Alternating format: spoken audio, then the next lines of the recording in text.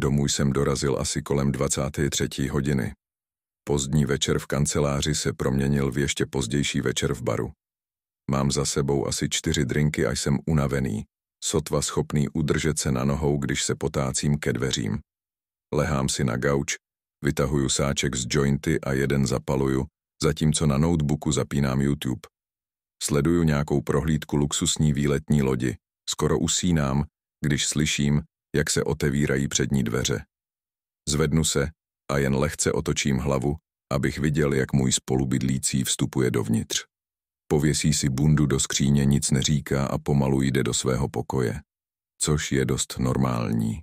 Žiju s ním asi 3 měsíce, dost dlouho na to, abych si zvykl na většinu jeho zvyků. Moc toho nenamluví, pokud ho neoslovím, což mi vůbec nevadí. A taky většinou udržuje pořádek, nespůsobuje žádné problémy. Nemůžu si stěžovat. Vrátím se k YouTube a asi za 5 minut slyším, jak se v jeho pokoji zapíná sprcha. Zase nic zvláštního. Teď sleduju highlighty zápasů holýma rukama, oči mám napůl zavřené, možná minutu nebo 2 od toho, než úplně odpadnu. Pamatuji si, že jsem se probudil v úplné tmě, hlava mě bolela, v krku jsem měl úplně vyschlo. Pomalu jsem se posadil a čekal, až se ta ospalost změní na něco snesitelnějšího. Když se to stalo, sáhl jsem po mobilu a zkontroloval čas. Bylo asi 3:30 ráno, co si pamatuju. Měl jsem hlad, tak jsem vstal a šel směrem k lednici. A pak jsem si toho všiml. Jemný, ale neustálý zvuk v pozadí. Trvalo mi pár sekund, než jsem si uvědomil, co to je. Sprcha. Najednou se mi začaly v hlavě promítat události předchozí noci. Pití v baru, Uber domů, notebook, gauč. Spolubydlící se vrátil domů. Sprcha se zapnula. Stál jsem tam chvíli a snažil se to pochopit. Možná šel spát a zapomněl ji vypnout. Zavrtěl jsem hlavou. To se nemohlo stát, pomyslel jsem si. Možná uklouzl a spadl? Když jsem si uvědomil, co by to mohlo znamenat, rozběhl jsem se k jeho pokoji, ale koupelnové dveře byly zamčené. Začal jsem na ně bušit. Hej, kámo, jsi v pořádku? Žádná odpověď. Uvažoval jsem, že vykopnu dveře, ale rozhodl jsem se, že nejdřív zavolám 911. Sáhl jsem po telefonu, připravený vytočit číslo, když jsem si všiml, že mám nepřečtenou zprávu. Od spolubydlícího. Hej, kámo, nemohl jsem usnout, tak jsem šel k přítelkyni. Nevím, kdy se vrátím. Posláno před 2 hodinami. Podíval jsem se na dveře koupelny a pak zpět na telefon. Tohle všechno bylo špatně. Za prvé, spolubydlící mi skoro nikdy nepíše a už vůbec ne, aby mi řekl, že někam jde. Za druhé, vím na 100%, že je svobodný a už nějakou dobu nikoho nemá. A za třetí, kdo sakra byl ve sprše? Zkusil jsem mu zavolat. Bez odpovědi. Poslal jsem mu pár zpráv, ale také žádná reakce. Přišel jsem k jeho stolu a viděl, že jeho klíče a peněženka leží vedle notebooku. V tu chvíli jsem už začal panikařit. Vypadl jsem odtud a vrátil se do obýváku, kde jsem rozsvítil světla. Chodil jsem v kruzích, snažil se to všechno pochopit, zatímco jsem se zoufale snažil ignorovat ten nekonečný zvuk sprchy, který ve mně vzbuzoval nepředstavitelnou hrůzu. Někdy později jsem slyšel, jak něco vibruje na kuchyňské lince. Šel jsem se podívat a zjistil jsem, že to je telefon. Spolubydlícího telefon.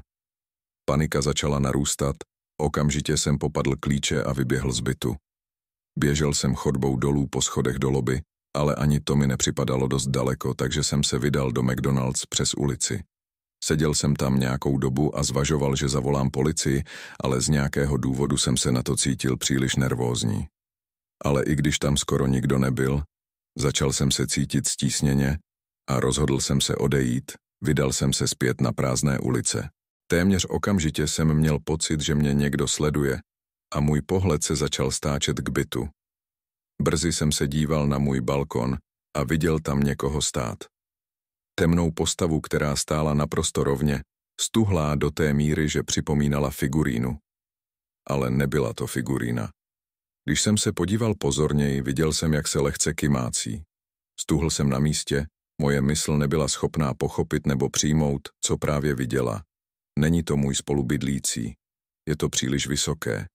Ve skutečnosti je to příliš vysoké na to, aby to byl někdo, koho znám, Hlava skoro škrábala spodní část balkonu nad ním. Bez ohledu na to, jak moc jsem se snažil, nemohl jsem rozeznat žádné detaily. Tma a vzdálenost by to možná vysvětlili. Ale bylo na tom něco, co mě nutilo dospět k jinému závěru, že tato věc prostě nemá žádné detaily, které by se daly pozorovat, že jediným prvkem její existence byla čistá temnota. Samozřejmě můj prvotní instinkt mi říkal, abych se okamžitě klidil pryč, ale hlas v mé hlavě mi říkal, že pokud bych se pokusil utéct, tahle věc by mě následovala. Namísto toho jsem se vrátil do McDonald's, zamkl se v koupelně a konečně vytočil 911. Řekl jsem operátorovi, že někdo vnikl do mého bytu, ale že jsem se dostal ven, aniž by si mě všiml, ale že tam stále je. Byla to verze příběhu, která nejlépe vystihovala situaci, aniž bych zněl šíleně. Operátor mi řekl, že někoho pošlou a abych zůstal klidný. Opuštěl jsem koupelnu a čekal u stolu nejblíže východu, dokud jsem neuviděl, jak červeno-modrá světla prořezávají tmu. Vyšel jsem ven, abych se setkal s policisty a podíval se nahoru na balkon, který byl prázdný, ale dveře do obýváku zůstaly otevřené. Zahrnuli mě spoustou otázek, na které jsem jen těžko odpovídal. Je ten vetřelec ozbrojený? Mám představu, kdo by to mohl být? Jaké jsou jeho úmysly? Řekl jsem jim, že nevím, že na to nemůžu přijít, ale oni jen dál kladli další a další otázky.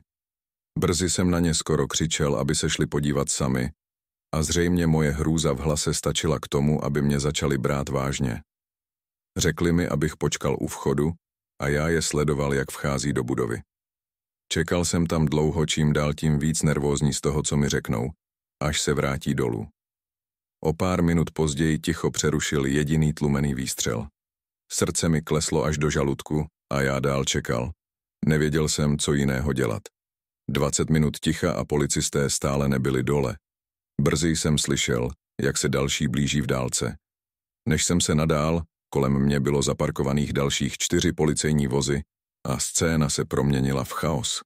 Policisté křičeli jeden přes druhého a do svých vysílaček. Další otázky se na mě valily a já nedokázal odpovědět na žádnou z nich. Následující sekvence jsou většinou rozmazané, ale vzpomínám si, jak evakuovali budovu. Nájemníci byli vyděšení a zmatení, když je vyváděli ven, zatímco policisté byli stále více a více v panice. Slyšel jsem další výstřely, nějaký křik, jiné zvuky, kterým jsem nerozuměl. Pak mám několik výpadků paměti, ale vzpomínám si, že mě naložili do policejního auta. Po cestě na stanici mě vedli do jedné z výslechových místností, kde na mě čekali 2 nevýrazní muži v oblecích. Nepředstavili se a okamžitě začali se sérií otázek, jedna podivnější než druhá. U jaké společnosti byl váš spolubydlící zaměstnán? Jaká byla povaha jeho práce? Kolik různých lidí bylo ve vašem bytě od doby, co se váš spolubydlící nastěhoval? Slyšel jste někdy v bytě hlasy mezi půlnocí a 3 hodinou ráno? Hlasy, které nepatřily vašemu spolubydlícímu? Viděl jste někdy kruh lidí stojících před bytem mezi půlnocí a 3 hodinou ráno? Lidi, kteří byli výjimečně vysocí? A jedna z nejznepokojivějších otázek. Viděl jste někdy někoho stát u nohou své postele, když jste se probudil mezi půlnocí a 3 hodinou ráno? A pak se ta osoba během několika okamžiků vypařila? Pokud ano, pamatujete si, jak vypadala? Měla nějaké výrazné rysy? Jak se mě dál vyptávali? V hlavě se mi začaly vynořovat některé divné věci, které se děly poté, co se můj spolubydlící nastěhoval. Věci, které jsem si tehdy vysvětlil jako výplody své fantazie, protože jsem pro ně neměl jiné vysvětlení. Ty hlasy jsem slyšel.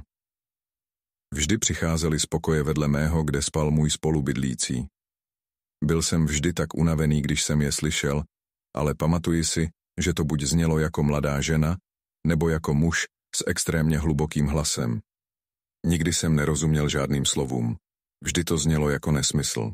A pak byla ta jedna situace, kdy jsem šel uprostřed noci na záchod. Byl jsem ještě napůl spící, neobtěžoval jsem se rozsvítit, když jsem vstoupil dovnitř. Ale jak si moje oči začaly zvykat na tmu, přísahal bych, že už někdo na záchodě seděl, někdo výjimečně vysoký. Samozřejmě, když jsem rozsvítil, nikdo tam nebyl.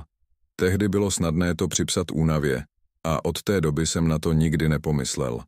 Snažil jsem se jim poskytnout co nejvíc užitečných informací. A když skončili, chvíli si dělali poznámky na telefonech. Když skončili, rychle se postavili, řekli mi, že se mi ozvou a odešli z místnosti. O pár minut později přišel policista a řekl mi, že protože se nemůžu vrátit do bytu, zařídí mi pokoj v nedalekém hotelu, dokud se jim nepodaří situaci dostat pod kontrolu, a že mám zůstat na místě, dokud mi nezavolají. Co se stalo? Zeptal jsem se ho. Co jste tam nahoře našli? Dlouho na mě zíral, ne jako by hluboce přemýšlel, ale jako by měl velkou nechuť k tomu, co mi chtěl říct. Nakonec jen zavrtěl hlavou. Nevím, řekl. Opravdu nevím. Přikývl jsem a pokusil se usmát, i když pochybuji, že se to podařilo. Teď je další den a já jsem v hotelu. Samozřejmě jsem nemohl spát, nemůžu ani jíst. Policista mi zatím nezavolal. Když se pokouším najít nějaké informace o evakuaci na internetu, najdu jen články, které tvrdí, že to bylo kvůli požáru. Kvůli zasranému požáru. Aktualizace.